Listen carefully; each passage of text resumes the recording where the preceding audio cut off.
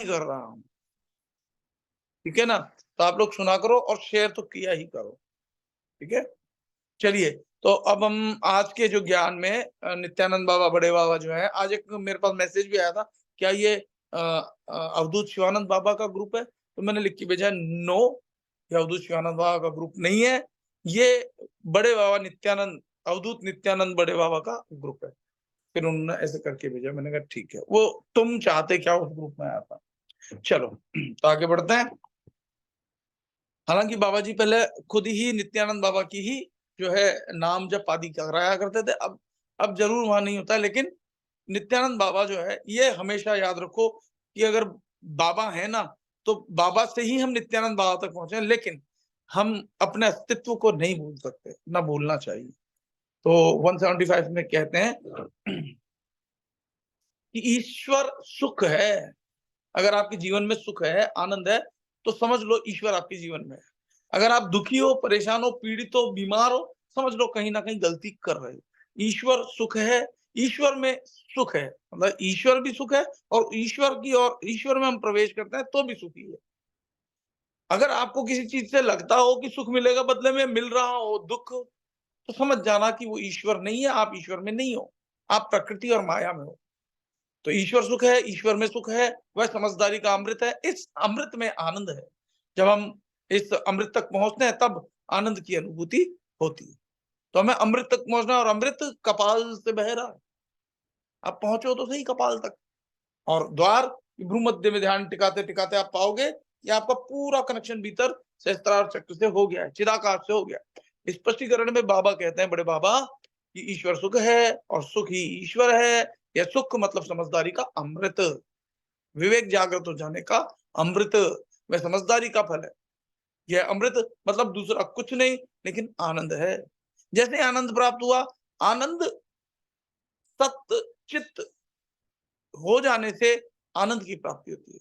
सत्य यानी सच्चा ज्ञान, अविनाशी से कनेक्शन हो जाना। चित्त यानी मन का आत्मा से मिलन हो जाना ही जो है क्या अनुभूति कराता है, आनंद की। फिर कहते हैं हमें, जब हमें उच्चतम ज्ञान की प्राप्ति हो, तब यह परमानंद की अनुभूति हमें होती है। ये जो आनंद आ रहा है, ये भी परमानंद में कन्वर्ट हो जाता है। यह सुख से ऊंचा सुख जगत में और कोई नहीं है। यानी इस जो सुख की प्राप्ति आपको होगी, इससे बड़ा कोई सुख और मिलेगा नहीं, मिला नहीं, और मिल सकेगा भी नहीं।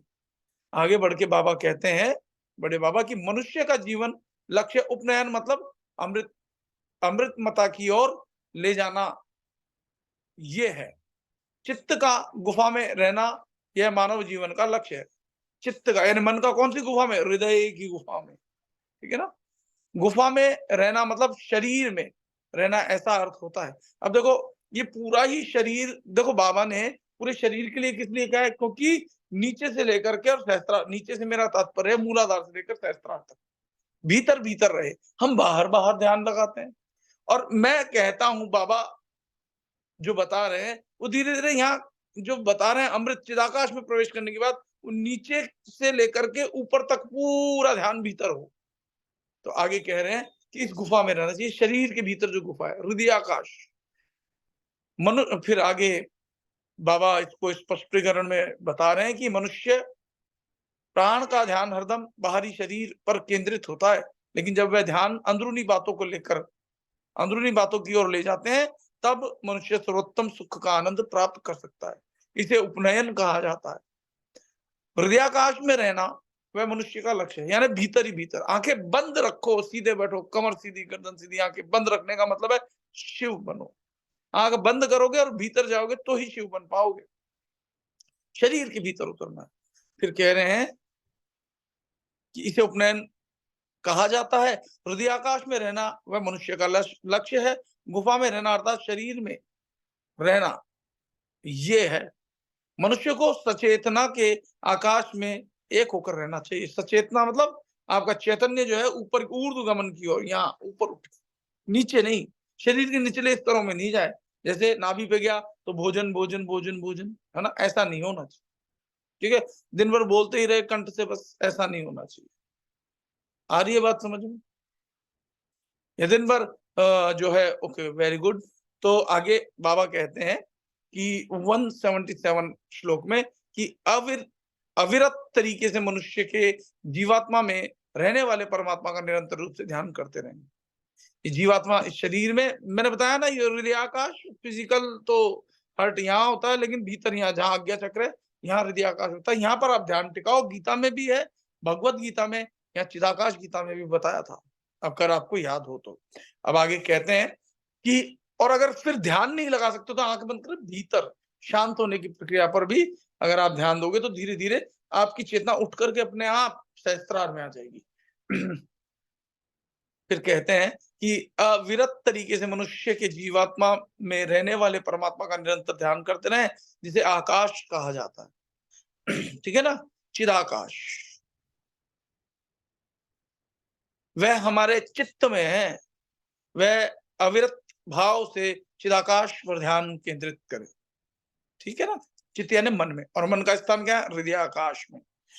यह सही ध्यान है। जीवात्मा ही परमात्मा, हमारे जीवात्मा में बसे परमात्मा का निरंतर ध्यान करते रहें। आकाश जिसे कहते हैं वह हमारे चित्त में है, और इसे अविरत तरीके से चिदाकाश पर ध्यान करना चाहिए। यही सच्चा ध्यान है। 178 जो श्लोक है बाबा उसमें बताते हैं कि जो लोग जन्म से ही बहरे होते हैं उन्हें आवाज का कुछ पता नहीं होता। जो लोग जन्म से ही बहरे होते हैं उन्हें आवाज का पता नहीं होता, क्योंकि उन्होंने कभी कोई आवाज सुनी ही नहीं होती है। ठीक है, ये सांसारिक बात बता रहा हूं मैं। उन लोगों को कोई इच्छाएं नहीं होती है, उन्हें सूक्ष्म विवेक होता है। जो लोग योग निद्रा में होते हैं उन्हें कभी दिन रात सूर्य चंद्र का फर्क मालूम नहीं होता। अब जैसे आप रात को सो जाओ, सुबह उठो ही मत, दूसरे दिन भी उठो तो दिन में सूर्य उगा या चंद्रमा आया कुछ पता नहीं चलेगा, जो योग निद्रा में होते हैं। ठीक है ना, योग निद्रा से मतलब है संसार की गतिविधियों का पता नहीं होता, उनमें इच्छा ही नहीं होती, क्योंकि भीतर से जो है योग निद्रा में सोए हुए होते हैं, लेकिन भीतर से जागृत होता है। ठीक है ना, जैसा कि गीता में एक श्लोक है कि योगियों के लिए जो दिन होता है वो संसारियों के लिए रात होती है, और जो संसारियों के लिए रात होती है वो योगियों के लिए दिन होता है। तो जो लोग योग निद्रा में होते हैं उन्हें कभी दिन रात सूर्य चंद्र का फर्क मालूम नहीं होता। जिन लोगों ने मन को जीता है वे मानव है। निम्न स्तर के प्राणी उन्हें कहा जाता है जिनका मानसिक विकास कम हुआ है। कामी जीवन पशु का जीवन है। कामी जीवन किसका है? पशु का। और आपको क्या बनना है? कामदेव को भस्म करने वाला कौन है? शिव। आप शिव ही हो, बस भूले बैठे हो। अपने निज मूल स्वरूप सच्चे स्वरूप में आओ, जान जाओगे। सांसों का ऊर्ध्वीकरण पहले बताया जा चुका है कि ऊर्ध्वीकरण कैसे होगा। जब आंखें बंद होगी और सांस जो है आप अनुभव करोगे कि सांस ऊपर की ओर कपाल में जा रही है, और सांस जब वापस संसार की ओर आ रही है तो भी आपका ध्यान वहीं टिका रहे। धीरे धीरे आंखें बंद करके जब भीतर के श्वासों पर ध्यान करोगे, योग का अभ्यास करोगे कि आपकी चेतना का योग हो रहा है शिव के साथ, तो आप जो है सांसें ऊर्ध्वगमन हो जाएंगी, ऊपर की ओर उठनी शुरू हो जाएगी चेतना। और यही मनुष्य जीवन का लक्ष्य है, और वही गायत्री है, और वही सिद्ध हो तब योग सुख है। देखो गायत्री का मतलब समझते हो? गायत्री, देखो आपको मैं बताता हूँ, पृथ्वी को त्रिकोण बताया ना बाबा ने, क्योंकि पृथ्वी त्रिगुणाकार है। बाहरी आकार गोल दिखता है, लेकिन वास्तव में अगर आप गहराई से सूक्ष्मता से समझोगे तो पृथ्वी त्रिगुणाकार है। उस त्रिगुणाकार में एक बिंदु है बीच, श्री चक्र में दिखाता ना बिंदु, और उसके नीचे एक चक्र होता है, वो त्रिकोण होता है। बस उस त्रिकोण से ही फिर नीचे सृष्टि हो रही है। वो त्रिकोण और बिंदु, वो नीचे की ओर, नीचे से मेरा मतलब है सृष्टि की ओर गए तो सृजन होना शुरू हो जाता है। और यहीं पर जो है जो शिव शिवा है वो यहाँ पर है, और शिव शिवा से भी जो सर्वोच्च शक्ति है वो आत्मा परमात्मा है, सृष्टि से भी परे। आ रही है बात समझ में सभी को? फिर आगे बढ़ते हैं, कहते हैं स्पष्टीकरण में और बताया हूं बड़े बाबा क्या कह रहे हैं कि ज्ञानी लोग सदैव समाधि में रहते हैं, उन्हें रात दिन सूर्य चंद्र में फर्क मालूम नहीं होता। जो मनुष्य जन्म से बहरे होते हैं उन्हें आवाज क्या है ये पता नहीं होता। उन लोगों को कोई इच्छा नहीं होती, उनमें सूक्ष्म विवेक होता है। ज्ञानियों को कोई इच्छा नहीं होती और द्वैत भाव नष्ट हो जाता है। आपका सबसे बड़ा दुख का कारण है अज्ञान। क्या ज्ञान? द्वैत, कि मैं और ये मेरा संसार, मैं और मेरा, बस यही दुख का कारण है। जब आपको पता चल जाएगा मैं कौन, रियल सेल्फ को जब जान लोगे, वास्तविक मैं को जान लोगे, अभी जो मैं है वो मायावी मैं है, ये द्वैत। जब आपको पता चलेगा मैं रियल सेल्फ, यानी मेरे अलावा कुछ है ही नहीं, जो कुछ है मैं ही, अभी मैं बोल रहा हूं, जो मैं रियल मैं है, जो रियल सेल्फ रियलाइजेशन वाला सेल्फ मैं है, वो बोल रहा है, तो सुनने वाला भी वो आपके भीतर जो बैठा है ना, वो सुन रहा है। इधर से वो बोल रहा है, इधर से वो सुन रहा है, ठीक है ना। वो जो रियल सेल्फ है वो यहाँ बैठ करके कह रहा है, लेकिन अनेक अनेक जगह बैठ करके वही सुन रहा है। ये आपको जैसे जैसे साधना परिपक्व होगी, भीतर से आपको पता चलता चला जाएगा। जब तक सेल्फ रियलाइजेशन नहीं होगा, अभी मेरी बात सिर्फ सुनने में, लेकिन सुन के इसको दृढ़ता से मान लो, अभ्यास करो, एक दिन ये सत्य आपको अनुभव हो जाएगा भीतर से। फिर कहते हैं कि मानव वह है जो अपने मन को नियंत्रित करता है। देखो पशु अनियंत्रित रहते हैं, वो डॉगी हड्डी के लिए घुर्र घुर्र चिल्लाते रहते हैं, लेकिन मानव क्या होता है, उसमें विवेक होता है, वो पशु से, पशु भाव से ऊपर होता है, उसमें त्याग, त्याग और वैराग्य दो चीज होती है। वैराग्य, विवेक और वैराग्य। वैराग्य का मतलब होता है उसमें राग नहीं होता, मिला तो ठीक, नहीं मिला तो भी उसको, उससे कष्ट नहीं है। लेकिन जो पशु भाव में होता है उसको चाहिए ही चाहिए, चाहे मार काट मचा के ही क्यों ना मिले, ठीक है।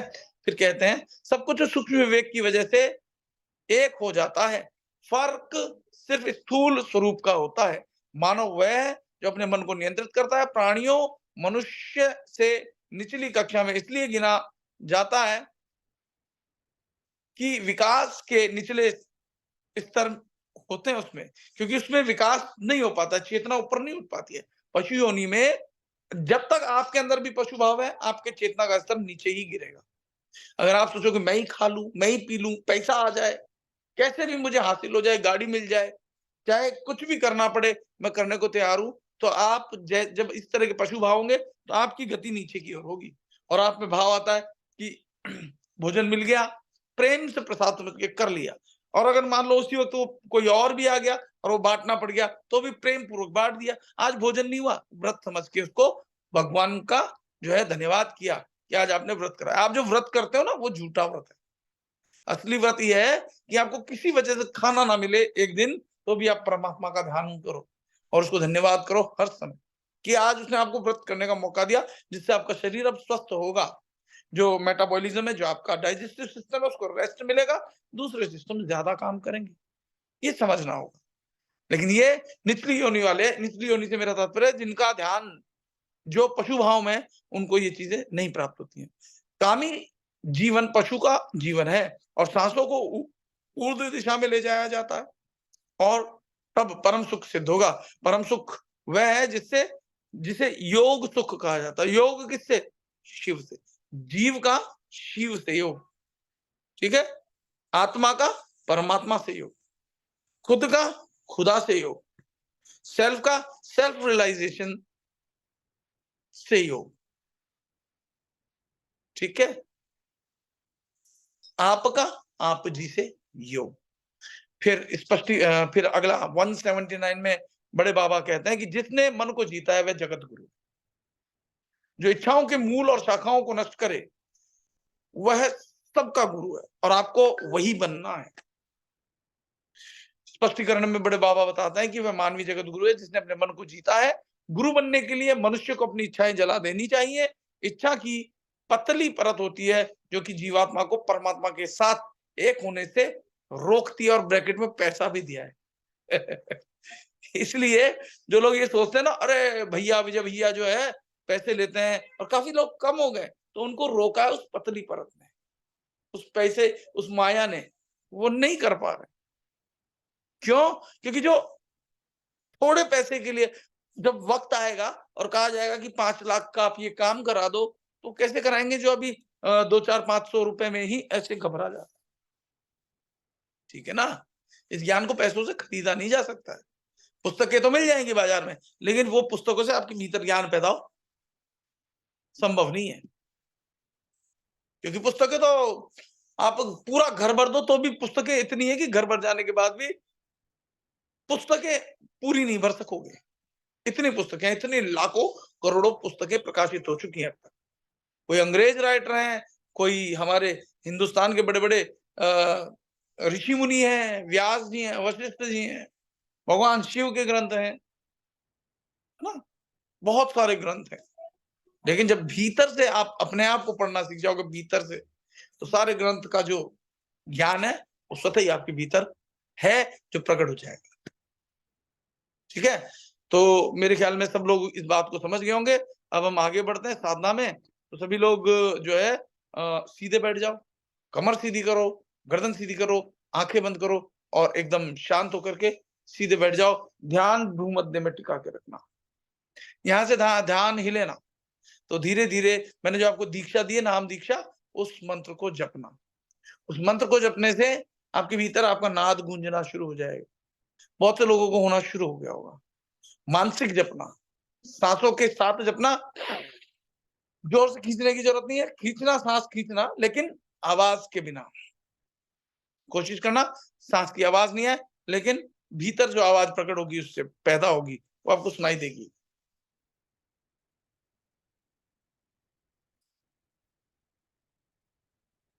इस प्रकार से भीतर सांस लो।